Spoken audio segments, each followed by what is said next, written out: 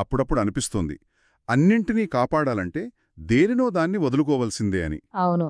ఈ ఆలోచన వినడానికి చాలా సింపుల్గా ఉంటుంది, కానీ కొంచెం లోతుగా ఆలోచిస్తే ఇది మనల్ని ఒక పెద్ద సందిగ్ధంలో పడేస్తుంది. నిజమే. అంటే సంరక్షణ అనే చర్యకు త్యాగం అనేది కేవలం ఒక సైడ్ ఎఫెక్టా, లేకపోతే దాని మూలంలోనే ఉందా? సరిగ్గా ఇదే ప్రశ్న ఈరోజు మన చర్చకు ఆధారం.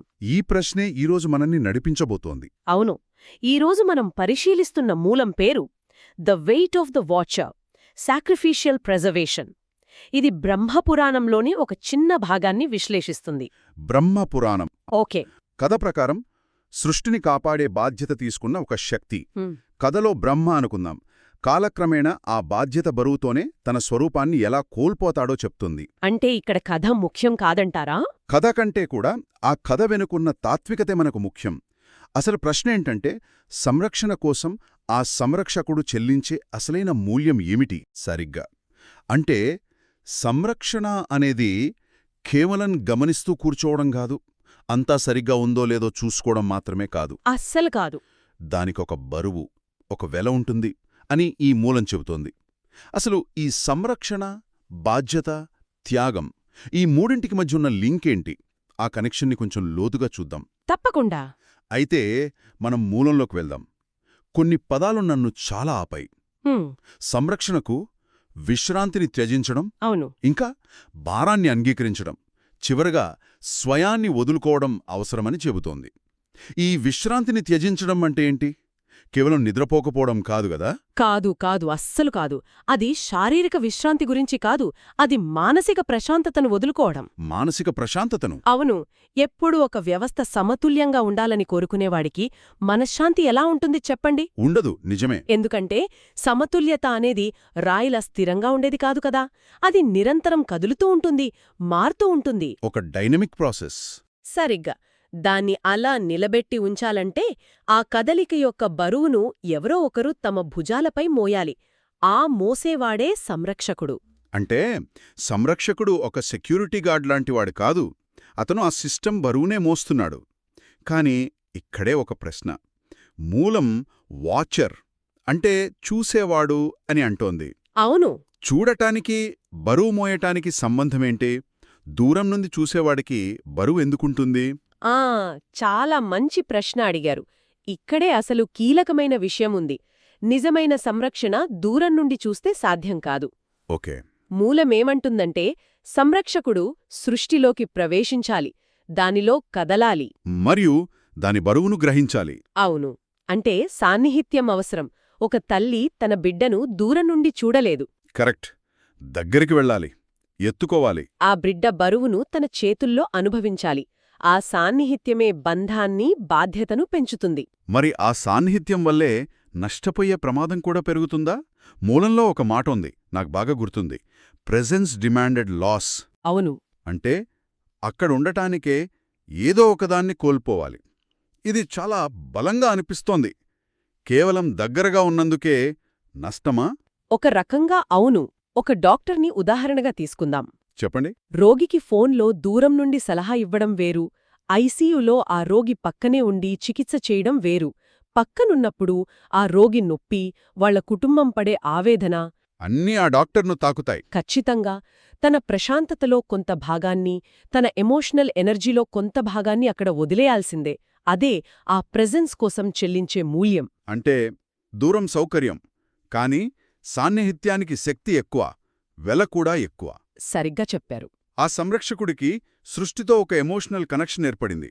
కాని సృష్టి ఎప్పుడూ ఒకేలా ఉండదు గదా, పెరుగుతూ ఉంటుంది, సంక్లిష్టంగా మారుతుంది. అప్పుడు ఆ బంధం, ఆ బాధ్యత ఏమై ఉంటుంది? ఇంకా బరువెక్కి ఉంటుందా? అవును. ఇక్కడే కథనమింకా లోతుగా వెళుతోంది. సృష్టి విస్తరిస్తున్న కొద్దీ సంరక్షకుడి బాధ్యత కూడా బరువెక్కింది. ఒక్క నిమిషం, ఇక్కడే నాకు కొంచెం కన్ఫ్యూజింగ్గా ఉంది. నేనెప్పుడూ గందరగోళం, సమస్యలే భారాన్ని పెంచుతాయనుకున్నాను. అవును, సహజంగా మనం అలానే అనుకుంటాం. కాని ఈ మూలం ఏకంగా భారం పెరగడానికి కారణం శ్రద్ధ అని చెబుతోంది. కేర్. ఇది వినడానికి చాలా విరుద్ధంగా ఉంది. కేర్ తీసుకోవడమే మనల్ని కిందికి లాగుతుందా? మంచి పాయింట్. నేను భారం అన్నప్పుడు దాన్ని నెగటివ్గా అనట్లేదు. ఫిజిక్స్లో మాస్ లాంటిది. మాస్ అంటే ద్రవ్యరాశి. అవును.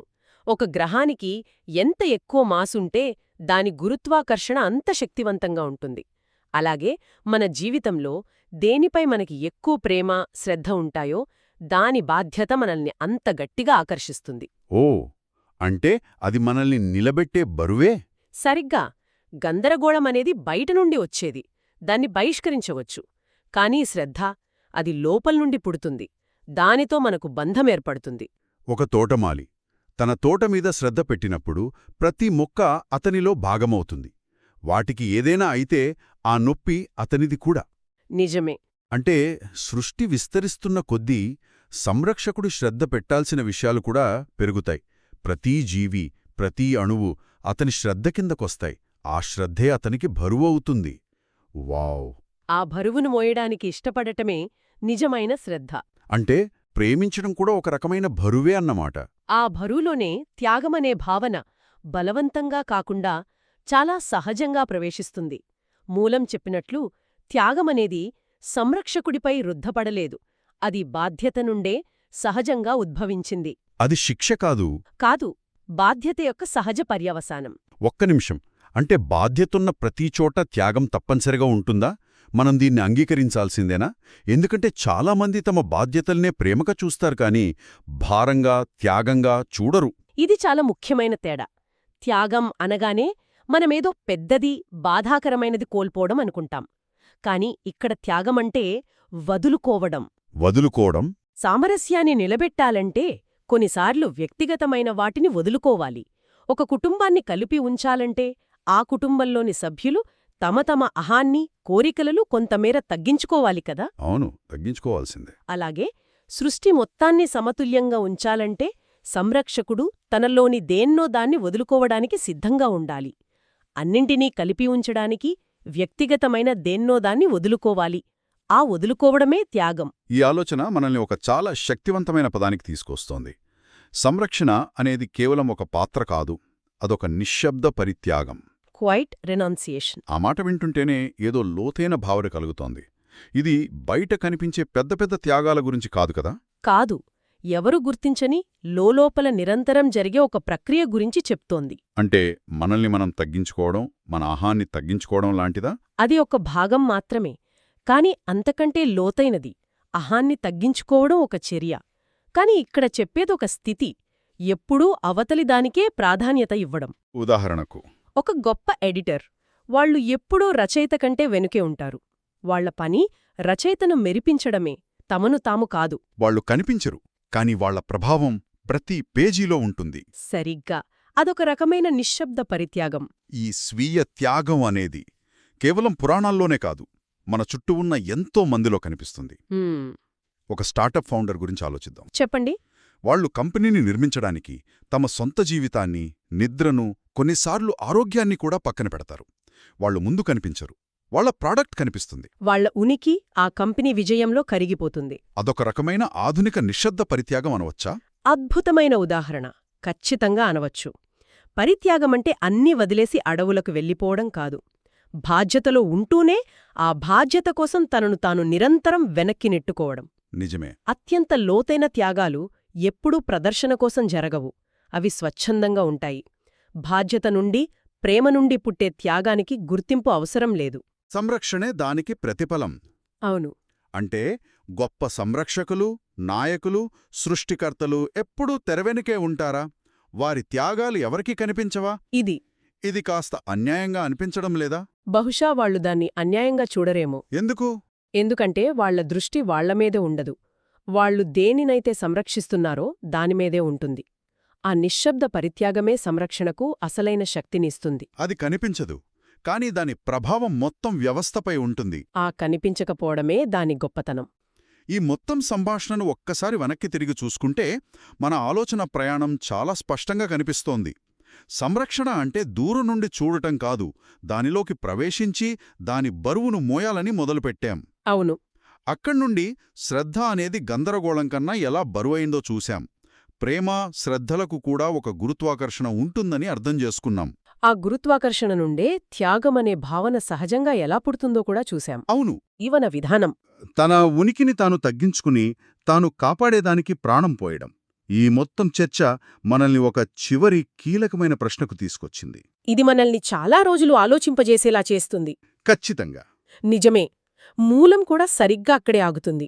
అది మనకు ఒక తేలికైన సమాధానమివ్వదు, ఒక బరువైన ప్రశ్నను మిగులుస్తుంది. ఆ ప్రశ్న ఏంటంటే, సంరక్షణకు త్యాగం అవసరం, కాని సంరక్షకుడు ఎంత ఇవ్వగలడు? ఆ త్యాగానికి హద్దు ఎక్కడా? ఆ హద్దు ఎక్కడా? బహుశా ఆ హద్దును నిర్ణయించడమే అతిపెద్ద సవాలేమో.